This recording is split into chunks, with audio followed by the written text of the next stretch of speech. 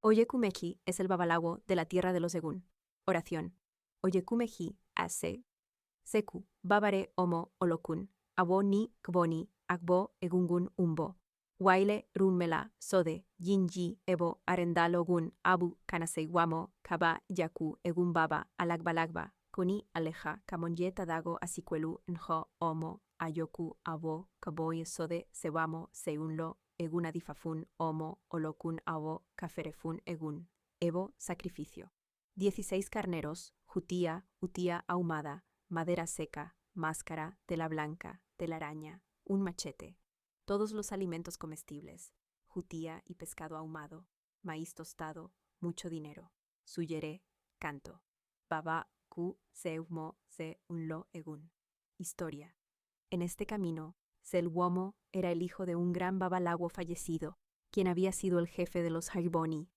Este hijo decidió que, cuando llegara el aniversario de la muerte de su padre, le rendiría los honores fúnebres que deben hacerse a los Egun de los babalawos fallecidos. Para ello, decidió consultarse con Runmila, quien le realizó una adivinación, Sode, y le reveló este signo de Ifa, Oyeku Meji. Durante la consulta, Runmila le dijo: «Estás pensando en rendir homenaje al espíritu de tu padre, pero como él era el jefe de los Yugboni, debes sacrificarle 16 carneros, comenzando 16 días antes del aniversario de su muerte.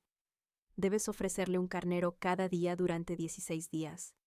Al escuchar estas palabras de Runmila, Selwomo pensó para sí mismo: «¿Por qué debería hacer eso? El dinero que mi padre me dejó es para mí, no para gastarlo en esto. ¿Quién se cree Runmila?». Y así, decidió no realizar el Ebo, sacrificio. El destino de Selwomo llegó el día del aniversario y comenzó el baile de las máscaras Egun. El espíritu del padre de Selwomo se manifestó en un Egun y comenzó a danzar al ritmo de los tambores sobre una tarima sostenida por 2 postes de marañón. Uno de estos postes estaba cubierto con una extraña rama de marihuó, hojas sagradas de palma. Mientras guiaba la procesión de los Egun, el espíritu del padre de Selwomo descendió de la tarima y al pasar cerca de la columna con la rama de marihuó, la tela que cubría su cabeza quedó atrapada en ella. A pesar de sus esfuerzos, no pudo liberarse y quedó atrapado. Saltaba, luchaba y hacía todo tipo de intentos, pero no lograba soltarse.